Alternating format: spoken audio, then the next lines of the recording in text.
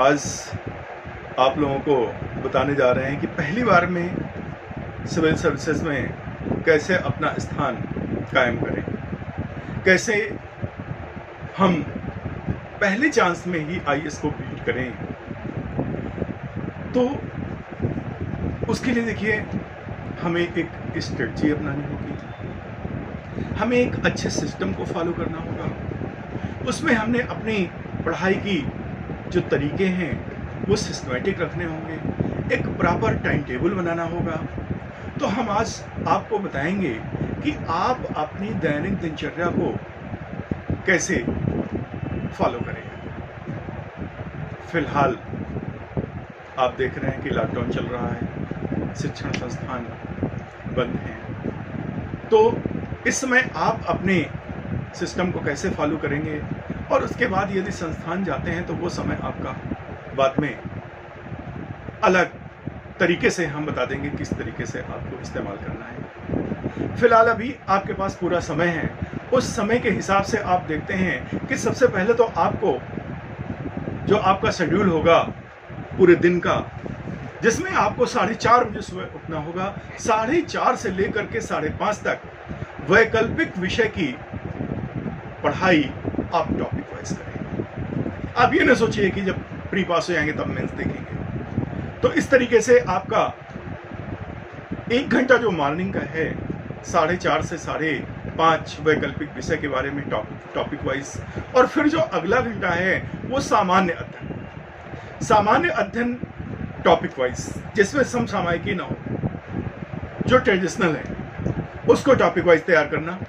और उसके बाद 6:30 से लेकर के 7:15 तक ब्रेक कर लीजिए, चाय नाश्ता सुबह की तैयारी, और उसके बाद फिर आप आ जाइए ग्राउंड में 7:15 से लेकर के 8:30 तक, और उसमें कम से कम एक राष्ट्रीय स्तर का न्यूज़पेपर, अखबार, उसको पढ़ाई करिए, उससे न्यूज़ डायरी मेंटेन करिए, डेट टू डेट आप पूरी चीज़ें अलग से अपनी राइटिंग में नोट्स बनाएं। इस तरीके से आप इतना समय पेपर के लिए दे दीजिए, और उसके बाद फिर 8:30 से लेकर के 9:30 तक आपका अपना समय है। स्नान करिए, ब्रेकफास्ट करिए, ब्रेकफास्ट में हल्का नाश्ता करें या दूध लें, जिससे कि आपकी पढ़ाई में किसी प्रकार की बाधा ना आए, शरीर में सुस्ती ना आए। इसके लिए हमें नाश्ता हल्का लेना है।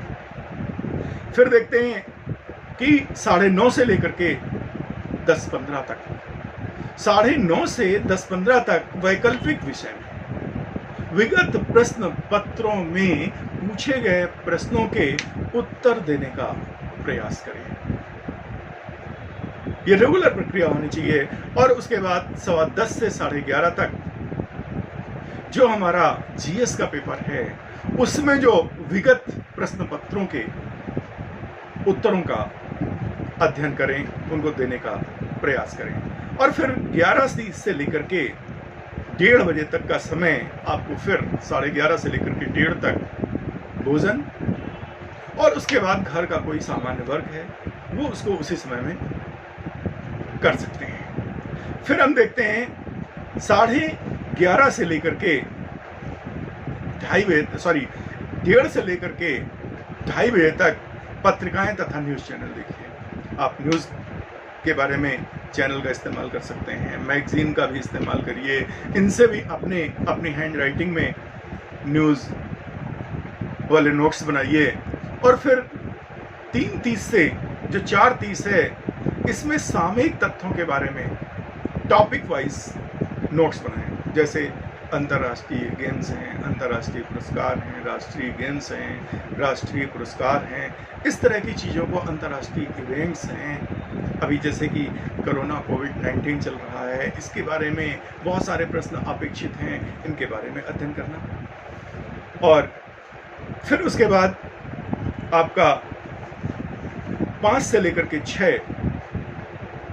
ये जो समय है इवनिंग का, इसमें सामान्य विज्ञान से संबंधित पूरे तथ्यपरक पढ़ाई करना, जो सामरिक दृष्टिकोण से इम्पोर्टेंट है। जैसे आपकी सामान्य साइंस में आपकी फिजिक्स केमिस्ट्री में जो व्यवहारिक रूप से प्रयोग होने वाली चीज़ें हैं, जैसे उधर मापन इकाइयाँ हैं, साउंड है, प्रकाश है, ध्वनि है, लाइट है, ये सारी चीज़ें हो गई। और उसके बाद बायो आपकी वेरी इंपॉर्टेंट है। बायो में आप जानते हैं कि मानवीय संरचना, विटामिन्स हो गए, ब्लड हो गया, मिनरल्स हो गए, ग्लैंड्स हो गए, तो इनसे संबंधित चीज़ें आप देखते हैं कि हमारे सरकमफ्रेंस में ज़्यादा हावी रहती हैं। कौन सी बीमारी हुई, किसको दिखाना है, कौन से विटामिन की वजह से। अब विटामिन देखिए, जैसे विटामिन के बारे में अध्ययन करना, अर्जन हमें जो है किसी प्रकार से विटामिन एनर्जी नहीं देती है, लेकिन क्या करती है, हमें रोग प्रतिरोधक क्षमताएं प्रदान करती है, जिससे कि हम रोगों को कैसे लड़ सकें। तो इस तरीके से साइंस का तथ्यपरक अध्ययन करना। उसके बाद 6 से लेकर के 7:30 तक सायंकालीन गतिविधियां, अपने शाम के जो भी वर्कआउट हैं उनको आप निपटा लीजिए अपने स्तर से, अपने समझ से। फिर उसके बाद आप देखते हैं 7:30 से 8:30 फिर आपके पास 1 घंटा वैकल्पिक विषय की टॉपिक वाइज, लेकिन जो आपने सुबह किया है उससे अलग। सुबह वाले को ही नहीं पढ़ना है, सुबह वाले से अलग, सुबह वाले को कल दूसरे दिन देखना है। और फिर इस तरीके से आपका जो है सामान्य अध्ययन के साथ साथ हमारा जो वैकल्पिक विषय है उसमें भी हमें कमांड होती चली जाएगी। हमें नहीं छोड़ना है कि अभी हम केवल ऑब्जेक्टिव क्वेश्चन रटते रहें, उसके बाद में हम पास हो जाएंगे, हमें सब आता है और हम जाकर के मेंस दे लेंगे। कभी नहीं, नेवर, इम्पॉसिबल, कभी हो ही नहीं सकता है। इसलिए हमें सबसे ज़रूरी यही है कि हमें विधिवत तैयारी करना है, मेंस के सब्जेक्ट को पहले से लेकर के चलना है। तो इसमें अब आपको 8:30 से लेकर के 9:30 बजे तक सामान्य अध्ययन में फिर आ जाते हैं। एक महत्वपूर्ण विषय है इतिहास। तो हमें 9:30 तक इतिहास का अध्ययन करना है। आप जानते हैं इतिहास तो हमारे सिविल सर्विस में बहुत महत्वपूर्ण है, क्योंकि प्रशासक के लिए इतिहास हमारे प्रशासन में भी काम आता है। आप जानते हैं, पहले चाणक्य ने भी बताया है कि किसी भी राजा को यदि उसको अपना शासन सही से करना है तो प्रतिदिन उसे इतिहास का श्रवण करना चाहिए। और इतिहास आप देखते हैं कि कभी 25 क्वेश्चन, कभी 30 क्वेश्चन, इस तरीके से आपको वो देती रहती है। जैसे साइंस है, ज्योग्राफी है, इतिहास है, कभी कभी इस साल इतिहास के क्वेश्चन ज़्यादा, कभी ज्योग्राफी के ज़्यादा, कभी साइंस के ज़्यादा, तो हमें संपूर्ण इतिहास लगभग पढ़नी पड़ती है। और उसके बाद आप देखते हैं 10 से लेकर के 10:45 तक। आप लोगों ने सोचा होगा अभी तक ज्योग्राफी का नंबर नहीं है। अभी अभी मैंने ज्योग्राफी का नाम लिया, ज्योग्राफी हाजिर है। यानी भारत का भूगोल और विश्व का भूगोल, उससे संबंधित जो हमारे प्रश्न हैं उनके बारे में अध्ययन करना है, वो भी टॉपिक वाइज करना है। ब्रह्मांड है, ब्रह्मांड क्या है, सौरमंडल है, सौरमंडल क्या है, आकाशगंगा क्या है, मानसून क्या है। फिर उन टॉपिक वाइज क्वेश्चनों में से हमें ऑब्जेक्टिव क्वेश्चन निकालने हैं। अब इससे क्या होगा, ऑब्जेक्टिव क्वेश्चन भी आपको आएंगे और आप उसमें थ्योरिकल, विश्लेषणात्मक सारी चीज़ों को आप लिखने में सक्षम होंगे। इस तरीके से हमारा शेड्यूल होगा आईएएस निकालने का।